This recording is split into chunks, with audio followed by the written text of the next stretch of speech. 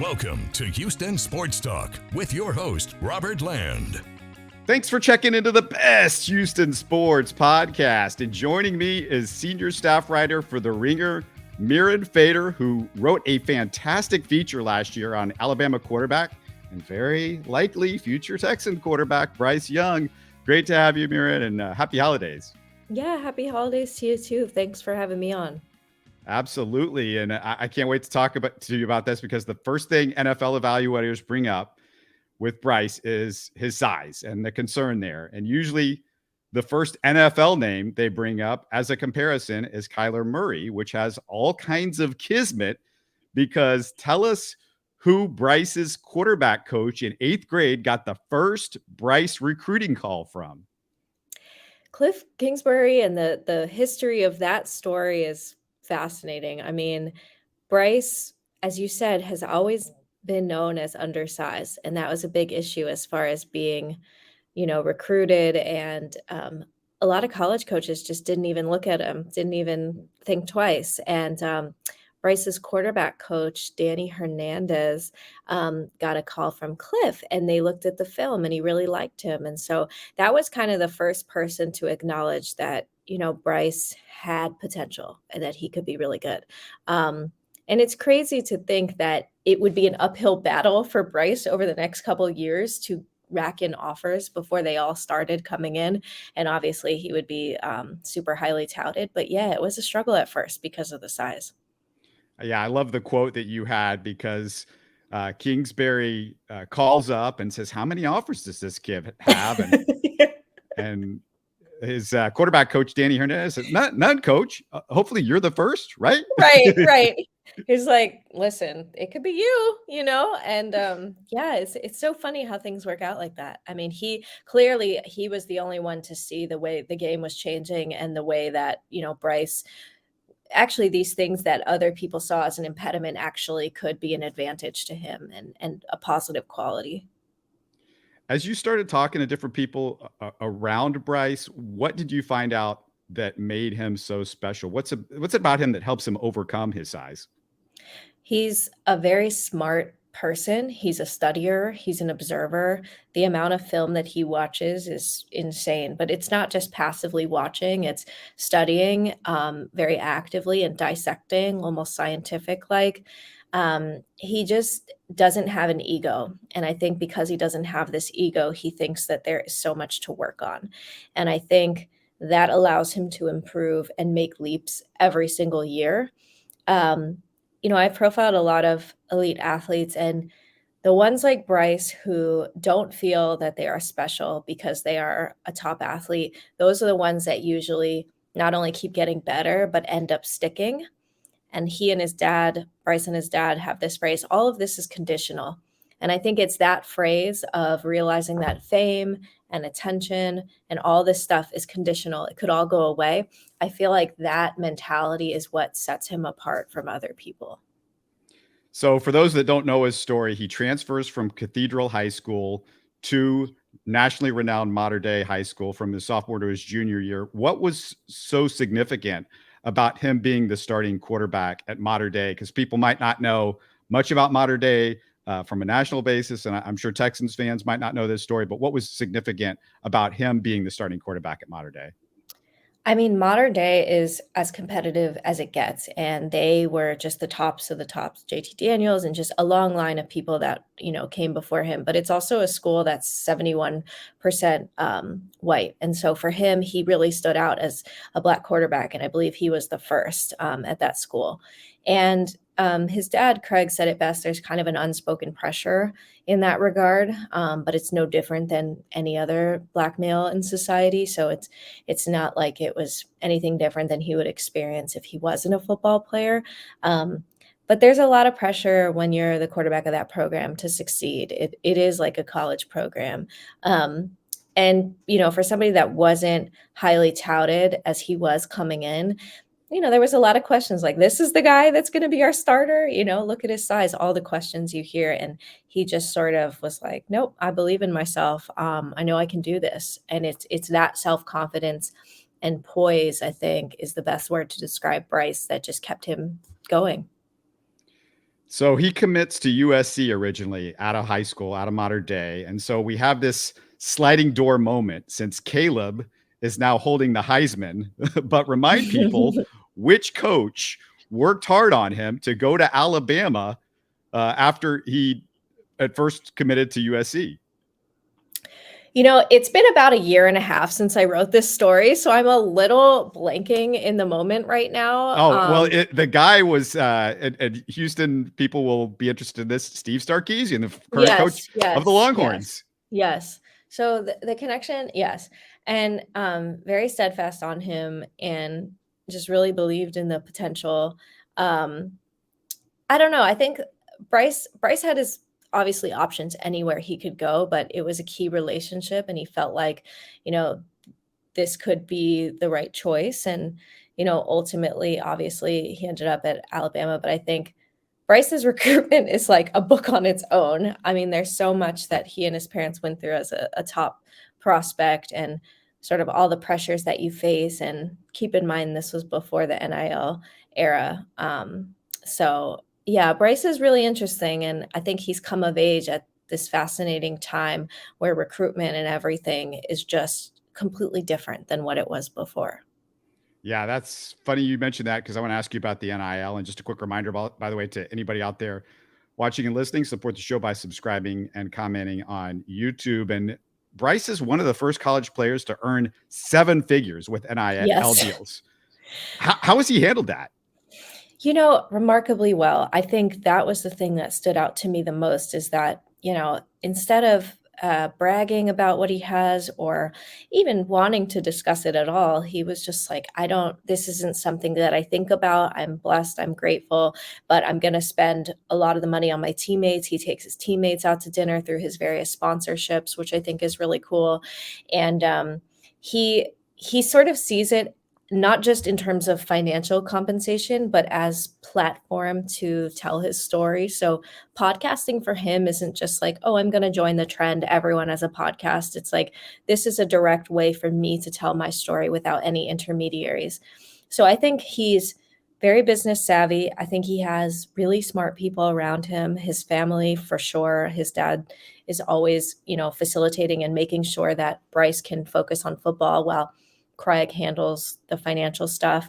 And I think because of that sort of division of labor, Bryce never gets too big-headed or doesn't, become prey to some things you might worry about with a kid having that much money. He's just very focused. And I think it was refreshing. When I was talking with Bryce, I thought I was talking with somebody like 10 years older. He's just very wise and he's very mature and he doesn't really believe his own hype, if that makes sense. Yes, he's aware that he's really good. Yes, he has confidence in himself. Yes, he knows he's making a lot of money, but he's also thinking about his weaknesses. He's also thinking about that one loss. He's also thinking about what he's not doing well. And I think his focus on all these intangible things that we've been talking about is why he's able to handle so much money and so many changes with such grace. Yeah, and you mentioned in the story he weekly takes out his offensive line for a nice steak dinner for the UIL money. You also write in the story about just how calm he is under pressure. Yeah. How does that manifest? What does his teammates and coaches have to say about that? He's so calm to the point, unrattled to the point where nothing really phases him. It's like he enters into a different dimension. And I know we can get really corny and cliche with sports, metaphors about being in the zone, but Bryce really likens it to his first love, which is basketball. So Bryce actually wanted to play basketball before he wanted to play football. And a lot of his early coaches, including that quarterback coach we mentioned, Danny Hernandez, he and Bryce would always have a saying when Bryce was growing up saying, man, we're just hooping. And it's a way of saying like, you know what, we're just playing ball, no pressure, nothing's going to get to us. We're just having the time of our lives playing ball. And he says that to himself before every football game. Now we're just hooping. So I think for him, he's able to shrink the moment so much because he doesn't look at it like this big, crazy thing. He's just like, I'm just playing a game that I love. And I think it's his ability to sort of almost downplay the pressure a bit allows him to be above it I think of Bryce as somebody that looks down at the world from a bird's eye view. And I don't mean that in, a philosophical sense. I just mean that there's a maturity and distance to him where he's so aware of perspective and putting things in their proper perspective that that automatically translates into calmness. And that's why you see he's so phenomenal, because he's able to relax and make these decisions under tremendous pressure and have the mobility to do that in real time. When you're looking for a quarterback, you're always looking for the leadership that's unique. And one thing that struck me in your story was how he was always working the room Mhm. during the film sessions at Alabama. Describe what you saw or what you heard about.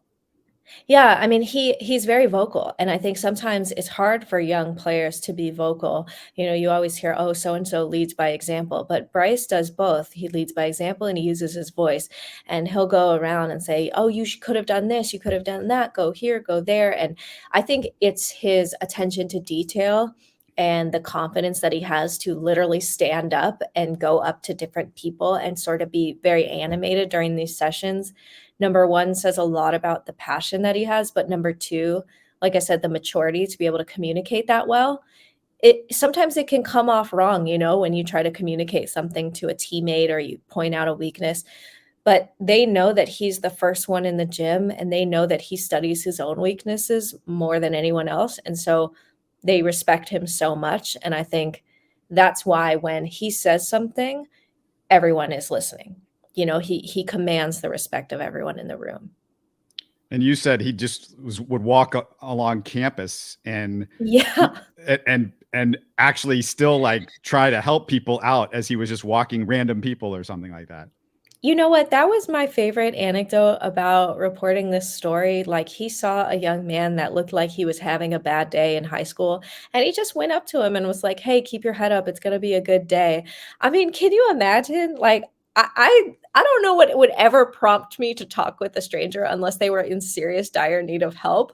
And Bryce, just this compassionate soul, was just like offered a few kind words and kept it moving. And I thought, that so much encapsulates his personality, right? The confidence, but also just the empathy.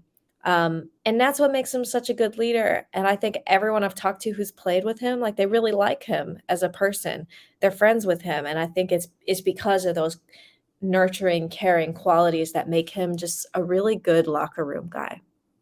Yeah, it's going to be a super interesting decision for the Texans here, because you can say, well, you need a quarterback and you got to take a quarterback. And, this football that's right above my head is from the original Texans season. And on it is all the players from the original Texans season, including David Carr, the quarterback that they drafted first, which, in hindsight, maybe they just shouldn't have drafted a quarterback because that guy wasn't there that particular draft. And so, I mean, you feel like, though, after talking to Bryce and, just seeing how he relates with everybody, that, I mean, mentally, he's going to be an NFL quarterback, and just it's the matter of the physical and can he take it? But, that he's lived with that his entire life, right?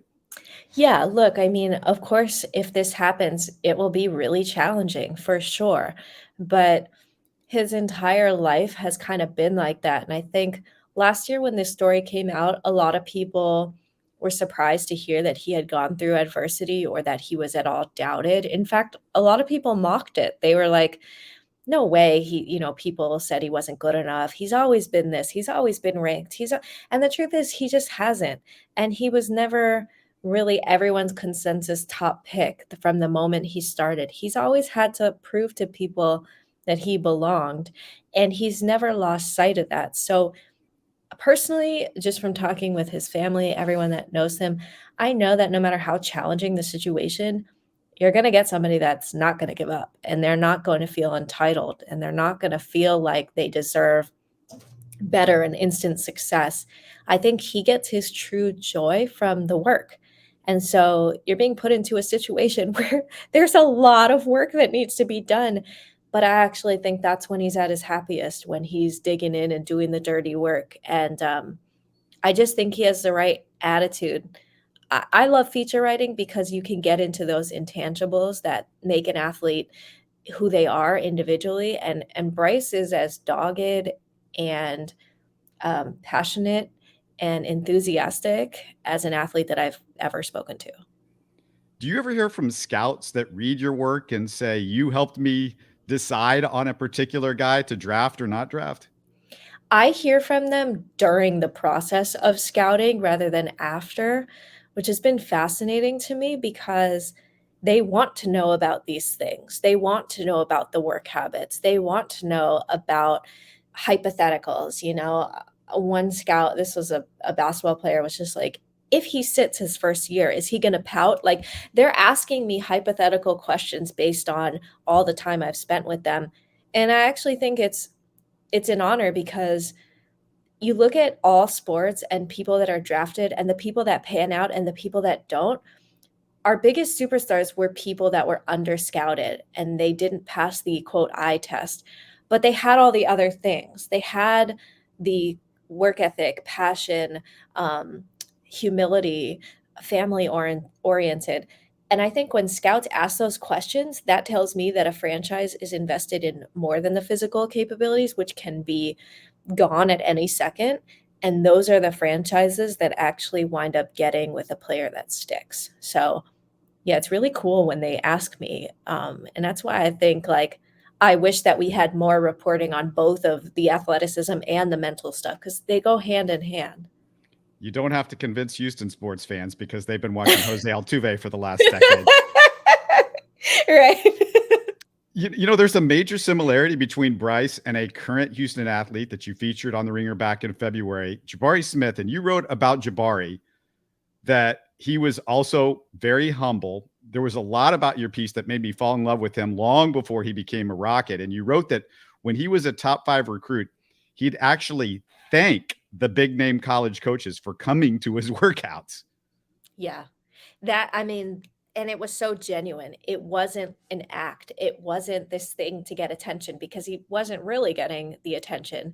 And he would also just be so conscious of like passing to teammates so that they can get looks in front of these coaches. It's little things like that, consideration for others and just politeness that I think that's what made a lot of coaches and scouts fall in love with him. Yes, he has the physical potential. Yes, he has the background from his father, but just that self-assuredness at that young age to say, hey, thank you so much for coming, like really left an impression on a lot of people. You wrote a New York Times bestselling biography about Giannis. And I mentioned that because Jabari's dad said in your feature that he thought Jabari's defensive potential was similar to Giannis's, which is very ironic because Jabari had his breakout defensive game, Mirin, just a couple of weeks ago against Giannis. He held him to 16 points, which is Giannis's lowest point total this season. Wow. That's fascinating.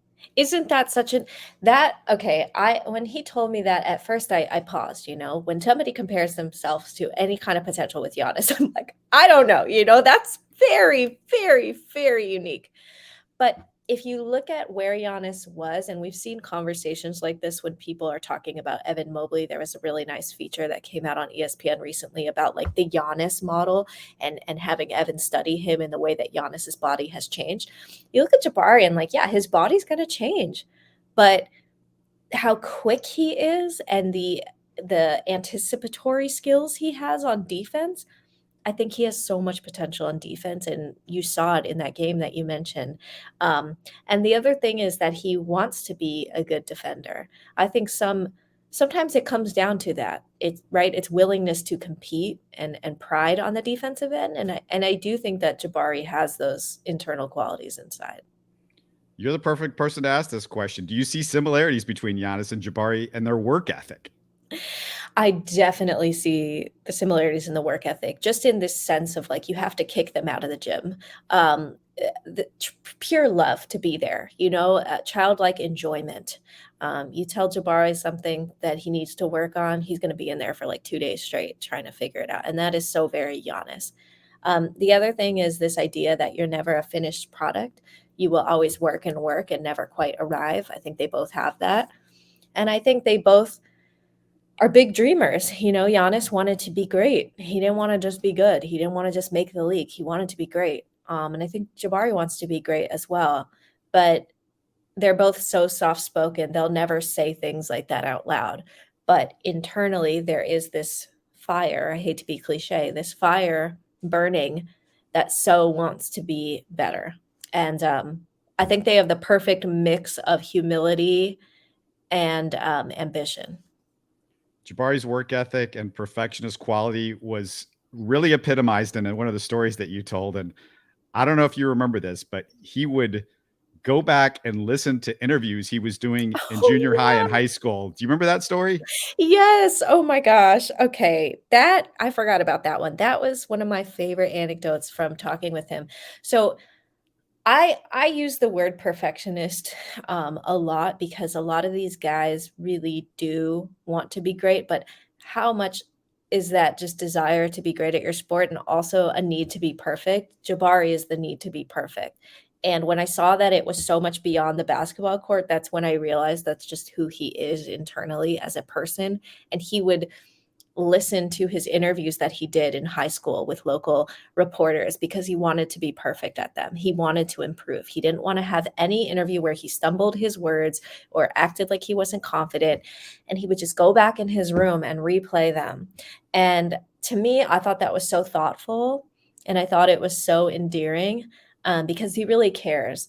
It's not an act in the sense of like, oh, he just wants to show people that he's polished. It's his own internal desire to put his best foot forward and be the best representation of himself. And you and I have both interviewed people that could care less about talking to us, but he really does care. And I found that so endearing. He would hear the uhs and ums. Yes. Yes. And he was mad at himself, and who among us hasn't been there? But are we really going to go listen to this back after and try to improve? No, we're probably going to go about our day. Not him. He was like, I got to get better at this. I want to be a professional. And that's what I was just like, wow, this kid is different. He's just light years ahead. Jabari's dad knew that he was criticized during his own career for being uncoachable. So he'd do certain things to get in his son's head to make sure he'd be more coachable, right? Yes. I was very surprised at how candid Jabari's dad was. And I really appreciated it because it takes a lot of self awareness to say, I didn't act the best. I didn't handle myself like I wanted to. And I don't want my son to make the same mistakes. I think at that point in time when I profiled him, all he really knew was that, oh, his dad played in the NBA and he's following in his footsteps. But the narrative is actually so much more complicated. Jabari feels so invested in doing better than his dad did and, not making the same mistakes. And he sort of sees himself as, being a better representative and learning from not just his dad, but his brother who also played basketball. So I think that I really respect his dad for being honest and saying that, coachability matters as much as your quickness, as much as blocking shots, getting steals, scoring 20 points a game. And I think that he was really, really hard on his son, but it was because he wanted him to know that he will face these kinds of challenges and pressure, and he can't react in a negative way. So I thought that Jabari had just the best preparation for the NBA. Yeah, it was interesting because in the article you said his older brother just didn't have that same quality that Jabari and wasn't connecting with his dad or wasn't maybe accepting it. And it seemed like Jabari just leaned in to everything that his dad was telling him and said, okay, this is what I got to do. I got to follow what he says because he knows what he's talking about. Right, and he knows what he's talking about, and he knows what it's like to have regret, and Jabari didn't wanna have any regrets. He doesn't wanna feel how his dad felt after his career was over, and just thought that was so interesting, and so, like I said, Jabari's just very thoughtful. He realizes that it's a business, and I think he had that epiphany far earlier than other athletes do. And I think it was learning through the pitfalls of his dad's career was he able to sort of have that reality check so much sooner. I'm sure you've done a lot of features on athletes, and the father comes in, and there's this fine line of being sort of the helicopter dad or the overbearing dad, or being somebody that can really help your kid out by, trying to sort of get him going on the right path, right? Absolutely. Like last year, or no, it was earlier this year, I profiled Peja Stojakovic and his son, Andre, who is committed to Stanford. And Peja's mentality was like, I'm going to be on him hard, but I'm also going to keep a distance and let my son grow and make mistakes because he has to be his own man. And I've sort of seen a combination of that, combination of, Jabari's father's strategy, profile LaMelo Ball and LeVar Ball, and sort of their strategy, which was different. And the thing that I've learned the most about these combinations is that although we know a lot about them, we'll never truly know the true dynamic between a father and son competitive at that level. It's very complicated. There's a lot of big feelings involved, and we as reporters try to come close to it as possible. But at the end of the day, there's nobody that knows these athletes like their fathers do. And it might come out some ways that aren't as helpful. It might come out in ways that don't seem great, but they have this deep love for them. And I wish that fans could see that. A lot of times it comes from a place of love. And that's why at the end of that Jabari feature, you saw his dad sort of realizing like, okay, my son is like a young man. I can give him my advice, but I've got to take a step back. And so all of these profiles, whether it's Bryce or Jabari, it's kind of like these young men are coming of age and their fathers are realizing that and understanding that and respecting that. Well, you also did a Houston Rocket feature on a player that the father wasn't the story, the mother was the story, and it's Jae'Sean Tate. And Jae'Sean Tate loses his mother in a murder when he was 6 years old. It's the story you've done 3 years ago, so I'm sure there's a lot that you have forgotten about it. But the thing that sticks out when I read that story, the moment that really sticks out is Jae'Sean told his mom not to go that time when she went on this trip to Canada. And it's chilling to read that. He said was he 6 or 8 at the time? I think he was 6, if my memory is correct. So young. And just told her, don't go, mom. Like he almost, it felt like he had an intuition. Is that the impression that you got when you heard him telling the story? It was. I was really haunted by that moment. Could he? I don't know. I don't know what I believe in as far as intuition, but I think clearly there was a knowingness, and I don't know how he did, but that story was really important because a lot of times when you look back at somebody's life and you're writing a profile, how did this guy get to where he is today? You sort of look at these events like a constellation of events and you think, well, that was in the past. But for Jae'Sean, it wasn't. And that moment of being 6 or however old he was very much present to the day. And don't go is something he just thought about for years to come. It's so, I really can't imagine what it was like to walk in his shoes. And that's why I have such immense respect for him, because if you look at his journey, the basketball alone, that adversity, that was really hard, really, really hard for him to make an NBA roster. But if you add all the personal elements to it, you can't even imagine. But then it sort of makes sense, right? This is a guy who never gave up on his NBA dream because look at all he has had to go through before this. And like Bryce Young, they kept telling him, he's too small. You're too small. When are they going to learn? Listen, and I'm not just biased because I'm 5 feet. Okay. I have profiled so many guys that don't pass the quote unquote eye test. And I'll tell you, they learned so many other valuable personal skills from going through that, and it made them better people. I don't know. I think we overemphasize physicality and underemphasize mental aspects. The real way, if I could say so, in my humble opinion, as a non-scout, is to look at a prospect, the total picture. It's all important. All of it matters. Yeah. When I played 7th grade basketball, the coach nicknamed me Smurf, and I'm going to a Jewish school. So when you're Smurf, you're at a Jewish school, you're small. That's great. You reminded me of this before we started. You also did a feature on a 16-year-old Jalen Green. What do you remember about Jalen Green at 16 years old? Oh my gosh. It's so crazy to me to watch him now because he's like a real grown man, but he was just a kid. And he brought up things like the Fresno Mall, and getting mobbed at the mall. And if you've been to Fresno, there's just not much out there. And so he was this local cult hero, and I found him to be so aware of his rise.